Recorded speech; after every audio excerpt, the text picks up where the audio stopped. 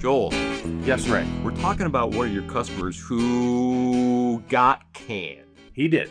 My understanding is this. Working in an unrelated industry, so he's not in conflict. Correct. He has consistently been using your materials, paying you for your services, kind of sputtering along, trying to fit jobs in, run this. We've actually talked about bootstrapping, so he really was doing those things. He was doing those things, and also early on we talked about the importance of running a full-time position while you start your other business because you need income coming in. I am all in favor of that. You made a great point about that in an earlier episode. But now he's got a decision to make. He finds himself without full-time employment, a couple of accounts because he's been using your services and using you for coaching. And he had to decide, am I actually going to continue to pay this guy when I don't have real substantial income? What happened next?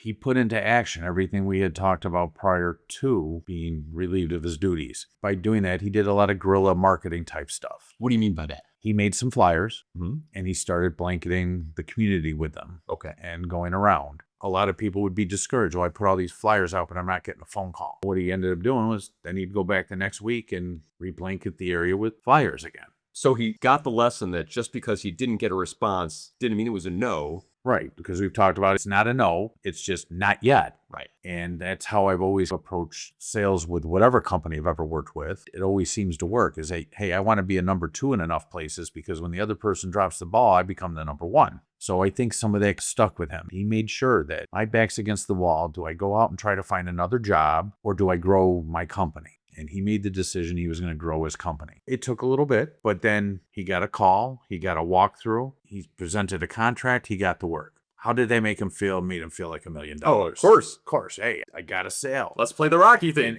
Yeah, there we go. And anybody who owns a company and gets a signed contract, we know how good that feels. It's fantastic. So he started pushing a little harder. And before he knew it, he had 6 new accounts in 1 month. Now, that's an impressive month for anybody. I don't care who you are. 6 new accounts in a month is a lot of work. And I don't care if they were 1 day a month, once a week, 5 days. The thing is he didn't give up. He didn't give up hope. And he kept working hard to try to replace the income that he's lost. Now, I'm assuming that he's been in touch with you on a regular basis. Overall, yes. Okay. There was a little bit of a gap because our schedules didn't line up, reaching out to him.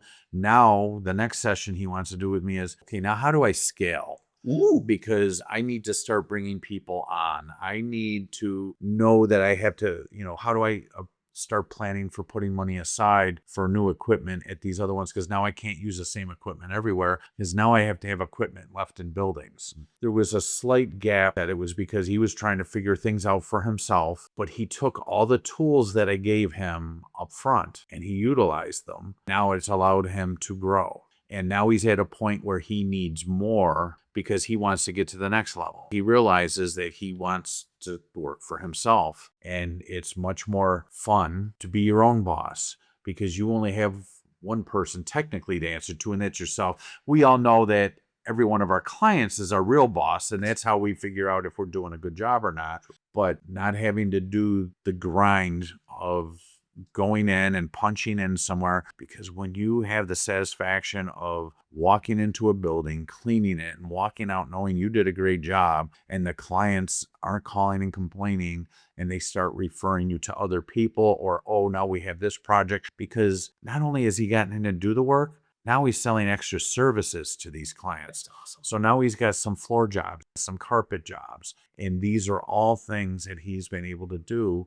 And he's done the work. Gave him the tools. He did the work. Mm-hmm. And that's the thing I love about what I do, seeing the people use tools and then they get it. And I also have told him in the past, you need to do what works for you. This worked for me. Doesn't mean it's going to work for you, but here's some other things that I know of that are out there. He picked something he was comfortable with doing because not everybody feels comfortable just walking in someplace. Joel, the advantage of what you're talking about here in both the materials, the podcasts, and the one-on-one coaching is understanding the application. You could read the materials. You could consume the podcasts and say, yeah, but my situation isn't exactly that. The great advantage that I see that you shared here is saying, this was the lesson in this situation. You apply in the one you're in. And he's done that. That's exciting. And if knowing him the way that I do, that fits his personality way better than some of the other things that I do. And I'm so happy. I told him I'm so proud of him. I could hear the happiness. ring through his messages to me that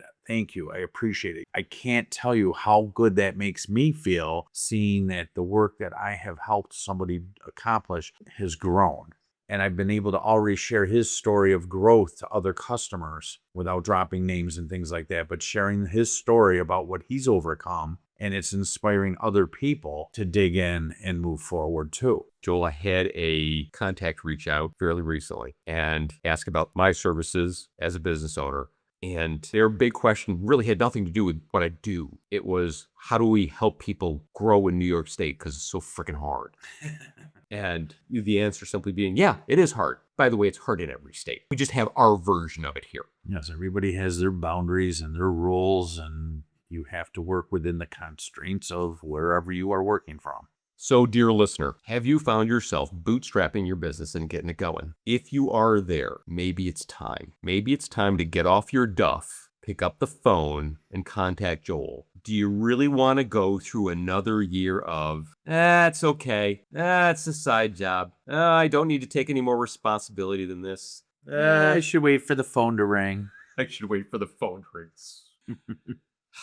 There are links in the description below. There are numerous coaching packages. There are all kinds of materials. Joel, you have a book coming out soon. I do. We'll let you know when that's available too. Do yourself a favor.